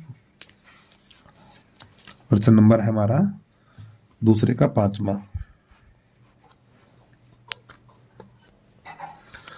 एक लंबवृत्तीय बेलनाकार ठोस के आधार और शिखर दोनों अर्धगोलाकार हैं। एक बार प्रश्न को फिर देखिए। एक लंबवृत्तीय बेलनाकार ठोस के आधार और शिखर दोनों अर्धगोलाकार हैं। बेलनाकार भाग का व्यास 14 सेंटीमीटर, कुल ऊंचाई 30 सेंटीमीटर है। इस ठोस का पृष्ठीय क्षेत्रफल ज्ञात कीजिए और पाई का मान 22/7 लगाना। चलिए समझिएगा। एक लंबवृत्तीय बेलन है हमारा। एक जो लंबवृत्तीय बेलन है इसके दोनों सिरे अर्धगोलाकार हैं। ठीक, आधा गोला इधर से लगा हुआ है और आधा गोला इधर से भी लगा हुआ है। तो इसकी जो कुल ऊंचाई है वो 14 से 30 सेंटीमीटर है। तो एच बराबर लिख लो आप। नहीं, यहाँ पे एच नहीं लिखेंगे क्योंकि यहाँ से लेके यहाँ तक 30 है। 30 सेंटीमीटर, ठीक, पूरी ऊंचाई। तो सबसे पहले आपको यहाँ पे लिख लेना है बेलन तथा अर्ध गोले की त्रिज्या समान है। बेलन तथा अर्धगोले की त्रिज्या समान है। तो बच्चों इसका व्यास कितना है? व्यास 14 है, त्रिज्या कितनी हो जाएगी? 7 हो जाएगी। तो r बराबर 7 सेंटीमीटर लिख लेना। अब ध्यान समझिएगा मेरी बात को बच्चों। ये क्या है? ये त्रिज्या है। ये कितनी हो जाएगी? 7 हो जाएगी। जब ये 7 है तो ये कितनी होगी? ये भी 7 होगी। इसी प्रकार यहाँ पर ये त्रिज्या है, ये 7 है और ये भी 7 है। तो 7 ये 7 ये, फिर यहाँ से लेके यहाँ तक। सुनो मेरी बात को ध्यान से, देखो बेटा, यहाँ से लेकर यहाँ तक ये पूरी 30 है। तो 30 में 7 ये कम कर दो और 7 ये कम कर दो, 14 कम कर दो, तो ये वाली कितनी बचेगी? 16 बचेगी। और यही होगी हमारी क्या? बेलन की ऊंचाई। तो आपको लिख देना है बेलन की ऊंचाई एच बराबर, हमें क्या करना है? 30 में से 14 घटा देना। ठीक है, तो यहाँ पे जगह नहीं है हमारे पास, चलो छोटा लिख दें हम। 30 माइनस 14, तो बच्चों यहाँ पर बचेगा 16 सेंटीमीटर। तो जो हमारी बेलन की ऊंचाई निकली वो कितनी है? 16 सेंटीमीटर है। अब आपको लिख देना ठोस का पृष्ठीय क्षेत्रफल। ठोस का पृष्ठीय क्षेत्रफल। अब इस ठोस में क्या क्या सम्मिलित है? बेलन है, तो बेलन का पृष्ठीय क्षेत्रफल 2πr/h। अब इसके बाद आधा गोला ये, आधा गोला ये, पूरा गोला हो जाएगा। तो गोले का पृष्ठीय क्षेत्रफल होता है हमारा 4πr²। अब आपको यहाँ पे क्या करना है? 2πr कॉमन ले लो। जब 2πr कॉमन लेंगे तो यहाँ बचेगा h और यहाँ पे हो जाएगा 2r बचेगा। अब आपको मान लगा देना है। 2 गुणा पाई का मान 22/7 और r का मान 7, h का मान 16 और 2 गुणा 7, यहाँ पे प्लस का चिन्ह लगाइए आप। ठीक है, इससे ये मारा जाएगा तो आपका ये तो जाएगा 44 और 16 प्लस ये हो जाएगा हमारा 14। तो ये तो हो जाएगा 44 गुणा 30 हो जाएगा। 4 तियो 12, 4 तियो 12, 1 13 और 1 0 और लिख देना है वर्ग सेंटीमीटर। ठीक है, चलिए जल्दी से करिए। इसके बाद अगला प्रश्न देखिएगा आप। 1320 वर्ग सेंटीमीटर। अब आ जाइए, इसका है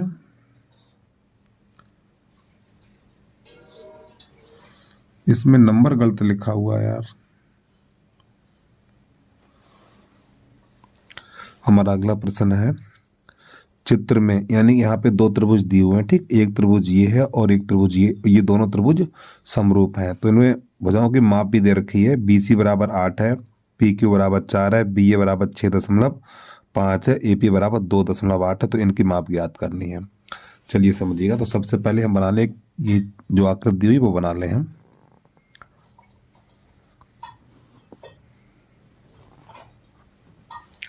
ठीक, बना लो, कैसे बना लो, कोई दिक्कत नहीं है यहाँ पे।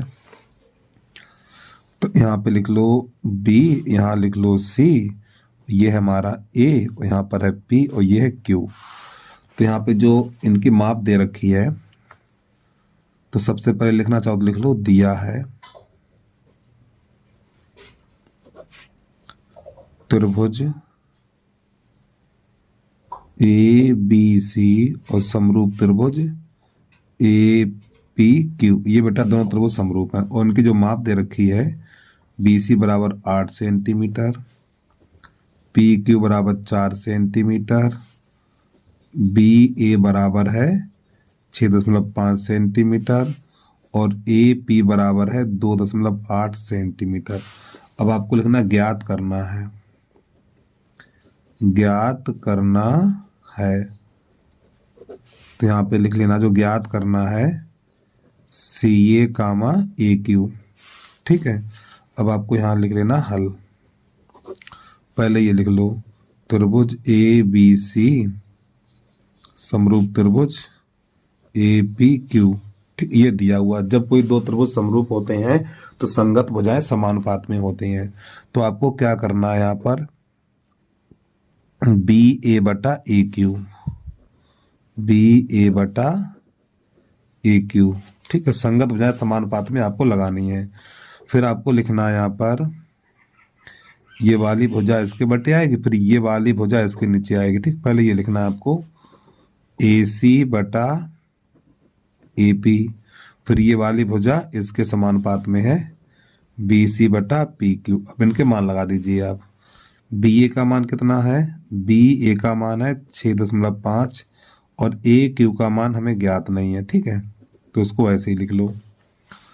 फिर बराबर ए सी का मान ये भी ज्ञात करना है और ए पी का मान है 2.8, बी सी का मान 8 है, पी क्यू का मान 4 है। तो 4 एकन 4, 4 दूनी 8। अब आपको क्या करना है, पहले इन दोनों को बराबर कर दो। तो ए सी बराबर ए सी बटा 2.8 बराबर 2 हो जाएगा। इसके नीचे एक कर लो, इसका इसमें इसका इसमें। तो ए सी बराबर हो जाएगा 28 दूनी 56। ठीक, 5.6 सेंटीमीटर, 5.6 सेंटीमीटर। फिर आपको क्या करना है, इसके बराबर ये वाला करना 1/2, 6.5 बटा ए क्यू बराबर 2/1। इसका गुणा करिए, इसका इसमें इसका इसमें, तो हो जाएगा 2 ए क्यू बराबर हो जाएगा 6.5। 2 का भाग लगाएंगे तो ए क्यू बराबर हो जाएगा 6.5/2। तो ए क्यू बराबर 2 3 6 दशमलव 2 दूनी 4, 1 बचा, 2 पंजे 10। इस प्रकार ही हमने दोनों मान प्राप्त कर लिए। अब इसके बाद अगला प्रश्न देखिएगा आप।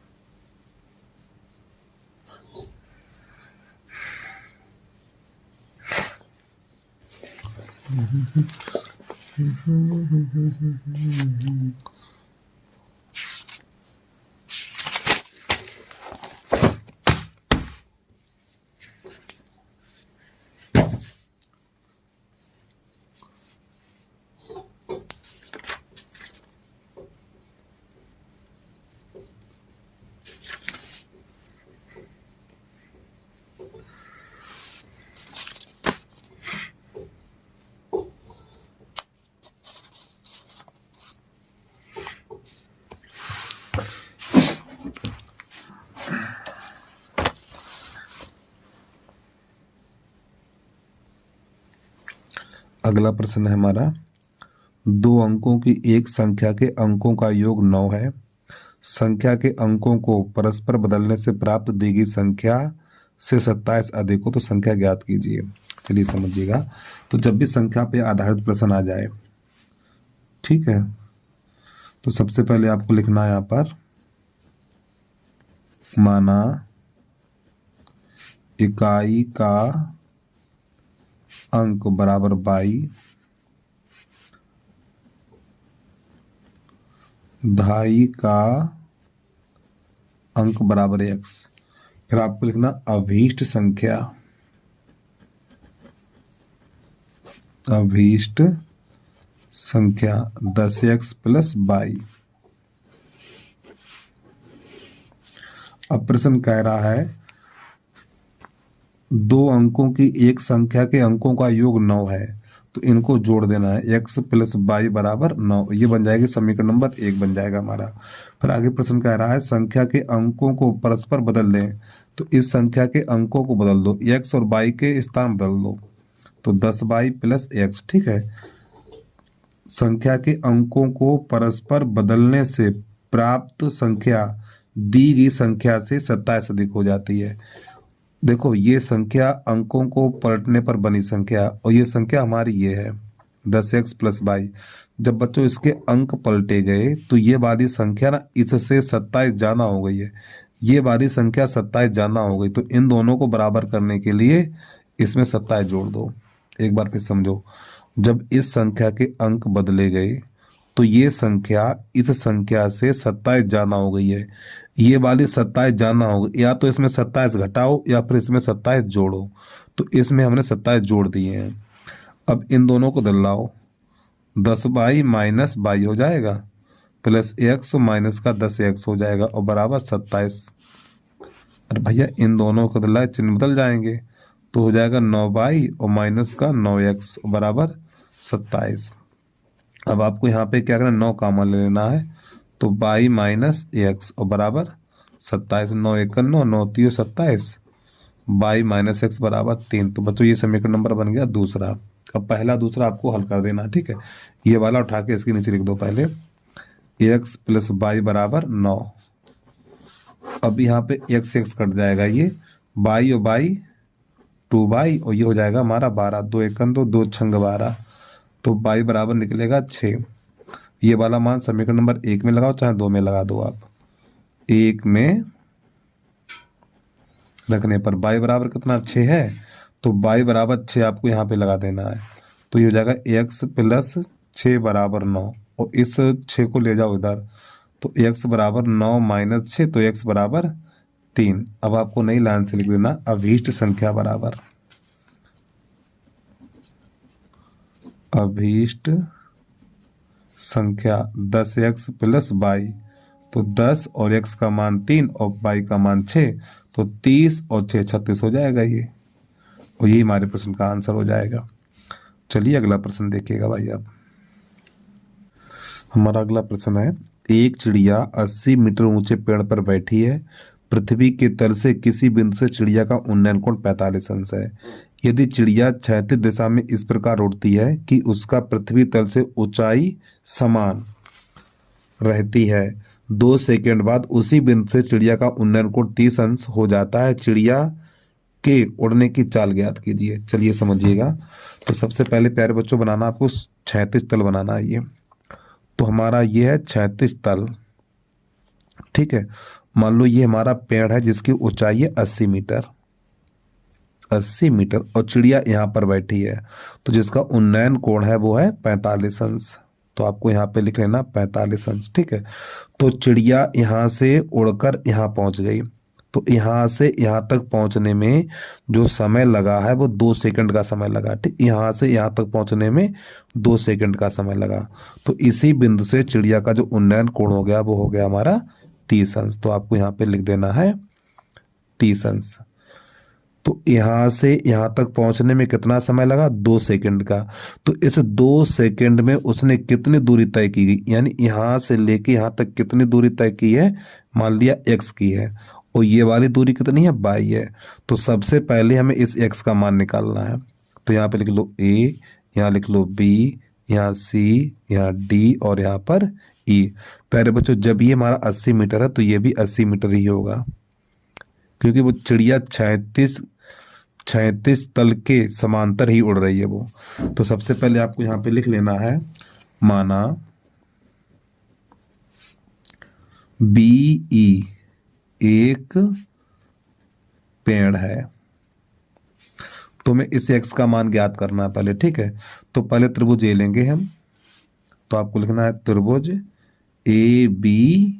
ABE में, तो आपको लिखना है tan 45, tan 45 लंब बटा आधार, तो लंब इसका 80 है, आधार 22 है, 80 बटा 22, और tan 45 का मान 1 होता है, तो 80 बटा 22 के नीचे कर लो, इसका इसमें, तो 22 बराबर निकलेगा 80 मीटर। अब आपको लेना है त्रिभुज ए सी डी में, त्रिभुज ए सी डी में, तो ये वाला जब कोण लेंगे ए सी डी, तो बेटा 30 अंश लिखा जाएगा। tan 30 लंब बटा आधार, तो लंब हमारा 80 है और आधार यहां से लेके यहां तक हो जाएगा 22 प्लस एक्स। tan 30 का मान 1 बटा √3, 80 बटा 22 का मान 80 निकाल चुके हैं, 80 प्लस एक्स। अब आपको क्या करना है, गुणा करना है, इसका इसमें, तो ये बन जाएगा 80 प्लस एक्स बराबर 80 √3, और इस 80 को उधर भेज दो, तो x बराबर हो जाएगा 80 √3 माइनस का 80। अब यहाँ से 80 कामन ले लो, तो x बराबर 80, जब √3 कामन लेंगे, सॉरी 80 कामन लेंगे तो √3 माइनस 1 बचेगा, तो x बराबर 80, और √3 का मान प्रश्न में दे रखा है 1.732 माइनस 1, तो x बराबर 80, जब इसमें से घटाएंगे तो बचेगा हमारा 7, यानी 0.732 इतना बचेगा। अब इसमें 80 गुणा करेंगे, तो 8 दूनी 16, 8 दूनी 16 की 6, हासिल 1, 8 यहाँ 24 और 1 25, हासिल 2, 8 सत्ते 56, 8 सत्ते 56 और 56 2 58, और 1 0, ये दशमलव से पीछे कितने अंक हैं, दशमलव से पीछे 3 अंक हैं, तो यहाँ पे लगा देंगे, ठीक, और ये वाला 0 नहीं लिखा जाएगा, तो x बराबर निकलेगा हमारा 58.56 मीटर। तो बेटा चिड़िया जो है 2 सेकंड में इतनी मीटर चल के गई है, तो चिड़िया की चाल, अब आपको नई लाइन से लिख देना है यहाँ पर, चिड़िया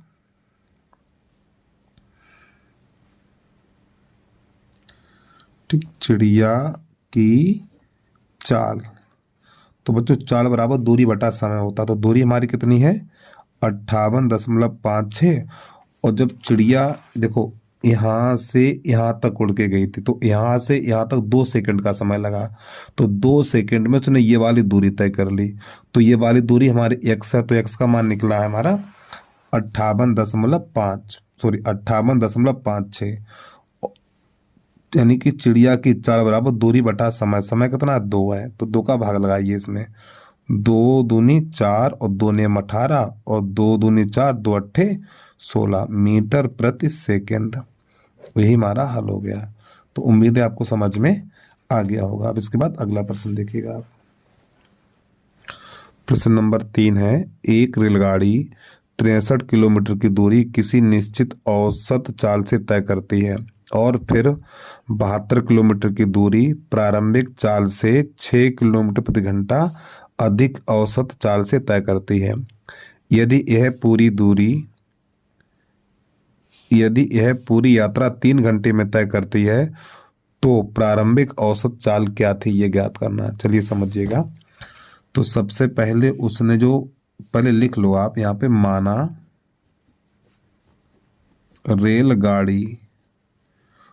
रेलगाड़ी की प्रारंभिक चाल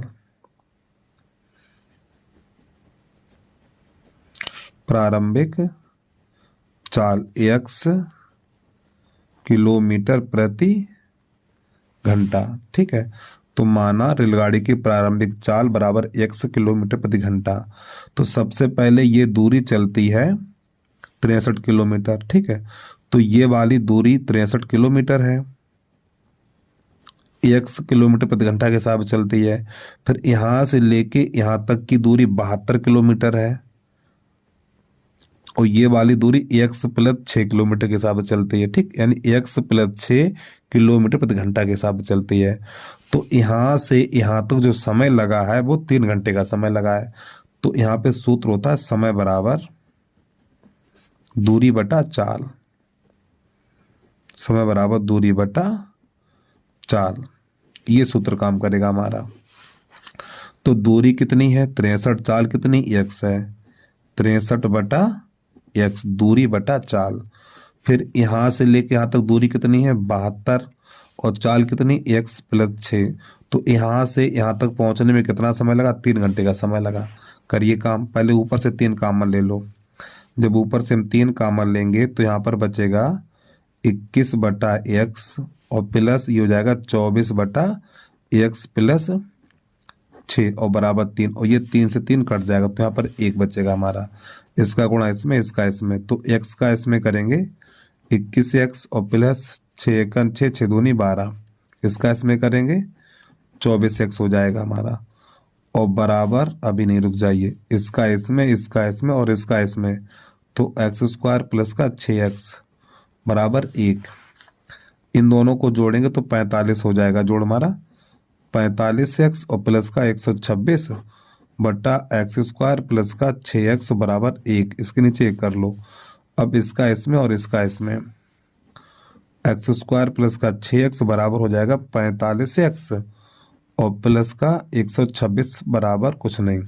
इन दोनों को इधर ले आओ तो x² प्लस का 6x माइनस का 45x और माइनस का 126 बराबर 0।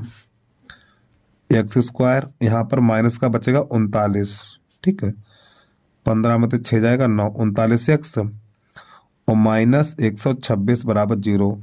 तो प्यारे बच्चों 126 के ऐसे गुणनखंड करो घटाने पर 39 बचे, तो आपको लिखना 126 बराबर 42 गुणा 3, ठीक, 42 गुणा 3, 42 में से 3 घटाएंगे तो 39 बच जाएगा आपका। तो x² माइनस x, 42 माइनस 3 और माइनस का 126 बराबर 0। तो x² माइनस का 42x और प्लस का 3x और माइनस का 126 बराबर 0। अब आपको यहाँ से x कॉमन लेना तो x माइनस 42, यहाँ से 3 कॉमन लेना है तो x माइनस 42 बराबर 0। तो x माइनस 42 और x प्लस 3 बराबर 0। तो यहाँ से x का मान निकलेगा x बराबर 42, ठीक है, और यही हमारा आंसर मान्य हो जाएगा। यहाँ से जो निकलेगा वो गलत निकलेगा, x का मान माइनस निकलेगा। तो आपको नई लाइन से लिख देना है रेलगाड़ी की प्रारंभिक चाल, रेल गाड़ी की प्रारंभिक चाल, प्रारंभिक चाल 42 किलोमीटर प्रति घंटा, ठीक, और यही हमारा हल हो गया। ठीक, अब इसके बाद अगला प्रश्न देखेगा आप लोग। प्रश्न नंबर 3 का अथवा है, तो एक समीकरण ये है और एक समीकरण ये है, यहाँ पर ये माइनस का चिन्ह है हमारा, ठीक है, तो यहाँ पे इसको विलोपन विधि से हल करना है। तो देखो यहाँ पर इसके हर समान है y-2 और ये y-2, हर तो समान है लेकिन अंश समान नहीं है, तो अंश को समान करने के लिए अंश का ही गुणा करेंगे। तो यहाँ पे 3 है तो इसमें 3 का गुणा कर दो, यहाँ पर 4 है तो इसमें 4 गुणा कर दो। इस 3 का गुणा अंश में ही होगा, ठीक, यहाँ पे होगा, यहाँ पर होगा, यहाँ पर होगा, तो ये बन जाएगा 15/x-1 प्लस 12/y-2 और बराबर 3 त्रिका 9, ठीक है। 4 का गुणा अंश में ही होगा, यहाँ पर होगा, यहाँ पर होगा, यहाँ पर होगा, तो 6 चौक 24/x-1 माइनस 12/y-2 और बराबर 4 एकन 4। ऐसे लकीर आपको कर देनी है यहाँ पर, तो संख्या प्लस और माइनस कट जाती है। तो अब यहाँ पे देखो ये दो संख्याएं बची हुई हैं, 15/x-1 प्लस 24/x-1 और बराबर इन दोनों को जोड़ेंगे तो 13 हो जाएगा। तो बच्चों देखो इसके हर समान है, तो जब ये हर समान है तो अंश जोड़ दो, तो 39/x-1 और बराबर 13। इसके नीचे कर लो, 13 एकन 13 और 13 तियां 39, कैसे गुणा करिए यहाँ पर, इसका इसमें और इसका इसमें, तो x-1 बराबर 3 और इस 1 को उधर भेज दो, तो x बराबर 3 प्लस 1 तो x बराबर 4। ये वाला मान चाहो तो समीकरण नंबर 1 में लगाओ, चाहे आप 2 में लगा दो। 1 में रखने पर तो x बराबर 4 है, तो x बराबर 4 आपको यहाँ पे लगा देना, ठीक है। तो यहाँ पर हो जाएगा, और सुनो जब यहाँ पे x की जगह पे 4 लगाएंगे और 4 में 1 कम कर देंगे तो 3 बचेगा, तो 5/3 हो जाएगा यहाँ पर। तो आपको लिख देना है 5/3 प्लस 4/y-2 और बराबर 3। अब ये 5/3 उधर भेज दो, तो 4/y-2 बराबर 3 माइनस 5/3 3, 3 त्रिका 9 और 9 में से 5 घट जाएगा, 4 बचेगा। तो 4/22 बराबर 5 बटा, नहीं नहीं नहीं, देखो 3 त्रिका 9 और 9 में से 5 चला जाएगा, 4 बचेगा, 4/3। तो 4 एकन 4 और 4 एकन 4। अब इसका कैसे गुणा करिए, इसका इसमें, इसका इसमें। तो 22 - 2 बराबर 3 हो जाएगा, 2 को उधर भेज दो। तो 22 बराबर 3 + 2 और 22 बराबर 5, और यही हमारे प्रश्न का हल हो जाएगा। ठीक है, इसके बाद अगला प्रश्न देखिएगा। प्रश्न नंबर 4 है हमारा, एक समकोण त्रिभुज की समकोण बनाने वाली भुजाएं 5x 3x - 1 है तथा त्रिभुज का क्षेत्रफल 60 सेंटीमीटर स्क्वायर है, तो त्रिभुज की भुजाएं ज्ञात कीजिए। चलिए समझिएगा। तो सबसे पहले आपको बना लेना है एक समकोण त्रिभुज इस प्रकार। तो समकोण त्रिभुज बनाने वाले सिर्फ 2 ही भुजाएं होती हैं, एक आधार होता है और एक लंब होता है। तो आप लिख लो A, यहाँ लिख लो B और ये लिख लो C। तो इस आधार को मान लो 5x और ये हमारी ऊंचाई है, तो ऊंचाई को मान लो आप, जो लिखा हुआ ना 3x - 1। तो आपको यहाँ पे लिख लेना है, माना आधार बराबर 5x, यहाँ पे सेंटीमीटर लिख लेना है, और ऊंचाई बराबर है 3x - 1 सेंटीमीटर। अब आपको लिखना है त्रिभुज का क्षेत्रफल। त्रिभुज का क्षेत्रफल, तो बच्चों त्रिभुज का क्षेत्रफल होता है, यानी जो त्रिभुज का क्षेत्रफल दे रखा 60, तो यहाँ पे 60 लिख लीजिए। और त्रिभुज का क्षेत्रफल है हमारा 1/2 आधार गुणा ऊंचाई बराबर 60। तो 1/2 आधार कितना है 5x है और ऊंचाई हमारी है 3x - 1 और बराबर 60। अब आपको क्या करना है, देखो 5 एकन 5, ये काट दो, 12 पंजे 60, 12 बच जाएगा, और इस 2 का गुणा इधर हो जाएगा क्योंकि ये भाग में है ना।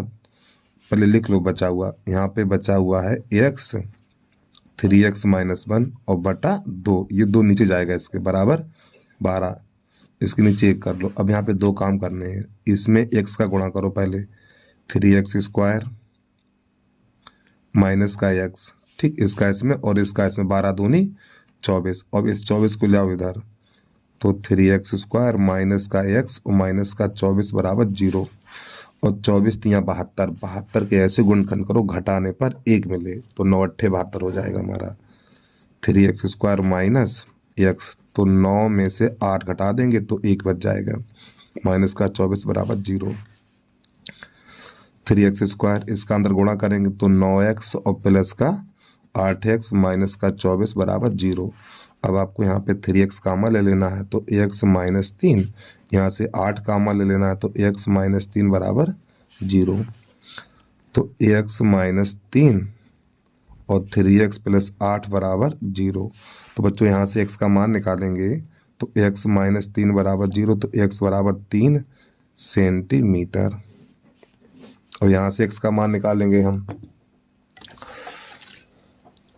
जब यहाँ से x का मान निकालेंगे 3x + 8 बराबर 0, तो x बराबर निकलेगा -8/3। और प्यारे बच्चों माइनस वाला जो उत्तर होता है वो अमान्य हो जाता है।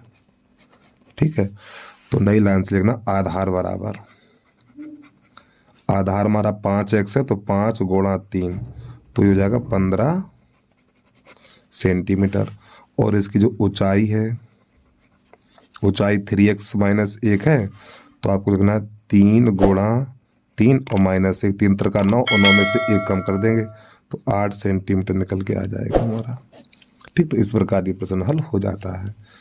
अब इसके बाद प्रश्न नंबर 4 का अथवा उसको देखिएगा आप। प्रश्न 4 का अथवा है, एक छतरी में 8 पसलियां हैं जो समान दूरी पर हैं, यह मानते हुए कि छतरी 45 सेंटीमीटर त्रिज्या का एक सपाट वृत्त है। छाते की दी गई 2 क्रमागत पसलियों के बीच का क्षेत्रफल ज्ञात करना है। तो यहाँ पे जो जो छाते की तीलियां हैं वो कितनी है 8 है, उनकी त्रिज्या कितनी है 45 सेंटीमीटर है। चलिए समझिएगा। तो सबसे पहले आपको निकालना है थीटा।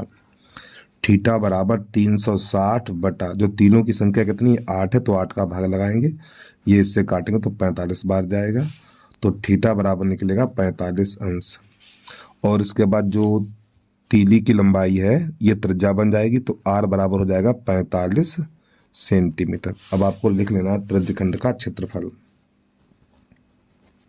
दो तीलियों के बीच का क्षेत्रफल ज्ञात करना है, ठीक। तो त्रिज्यखंड का क्षेत्रफल, त्रिज्यखंड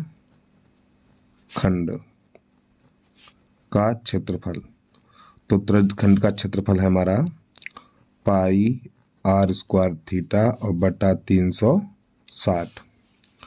पाई की जगह पे 22/7 लगाना है, आर की जगह पे 45 गुणा 45 और थीटा की जगह पे 45 और बटा 360। तो 45 एकन 45 और 45 अट्ठे 360, 2 से काटो 2 एकन 2, 2 एकन 2 और 2 चौकू 8। तो जो यहाँ पे हमारा बचा हुआ है 11 गुणा 45 गुणा 45 20 25 और बटा 7 चौक 28। जब हम इन दोनों का गुणा करेंगे तो गुणा निकल के आएगा हमारा 22,275 और बटा ये 28 और 28 का इसमें भाग लगाएंगे। तो जब 28 का इसमें भाग लगाएंगे तो हमारा निकल के आएगा ये 795.53 सेंटीमीटर स्क्वायर। और यही हमारे प्रश्न का हल हो जाएगा।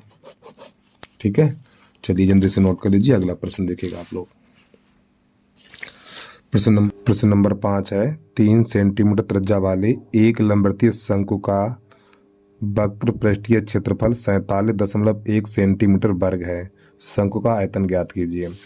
तो सबसे पहले आपको यहाँ पे लिखना है आर बराबर 3 सेंटीमीटर। शंकु का वक्र पृष्ठ, शंकु का वक्र पृष्ठ बराबर दे रखा है 47.1 और शंकु का वक्र पृष्ठ है पाई आर एल बराबर 47.1 और पाई का मान 3.14 और इस आर का मान 3 है और एल का मान ज्ञात नहीं, बराबर 47.1। अब आपको यहाँ पे 3 एकन 3 और 3 एकन 3, यहाँ पे बचा 1, 3 पंजे 15 और 0.3 सत्ते 21 हो जाएगा। इसका भाग लगा दो तो एल बराबर हो जाएगा 15.7 और बटा 3.14। देखो यहाँ पे दशमलव से पीछे एक अंक और यहाँ पे 2 है तो यहाँ पे 0 बढ़ा लो, ठीक है, तो इससे ये हट जाएगा। तो एल बराबर निकलेगा 1570 बटा 314। तो 314 का भाग 1570 में लगाएंगे 5 बार जाएगा, तो एल बराबर निकल के आ गया 5 सेंटीमीटर। अब इसका निकालना हमें एच, तो इसके लिए सूत्र है हमारा एल स्क्वायर बराबर H square plus R square. L का मान 5 का वर्ग, एच का मान ज्ञात नहीं है और आर का मान 3 का वर्ग। तो ये हो जाएगा 25 और ये 9 हो जाएगा, 9 को उधर ले आओ तो माइनस का 9 बराबर एच स्क्वायर। तो एच स्क्वायर बराबर बचेगा 16, इधर से घात हटाएंगे तो अंडर लग जाएगा, तो एच बराबर निकलेगा √16। तो एच बराबर निकलेगा हमारा 4 सेंटीमीटर। अब आपको निकालना है शंकु का आयतन। यहाँ पर लिखना है शंकु का आयतन। तो शंकु का आयतन होता है 1/3 पाई आर स्क्वायर एच, ये हमारा शंकु का आयतन है। तो लगाइए मान यहाँ पर, तो 1/3 पाई का मान 3.14 और आर का मान 3 तो 9 कर दो और एच का मान है 4 तो यहाँ पे 4 कर दो।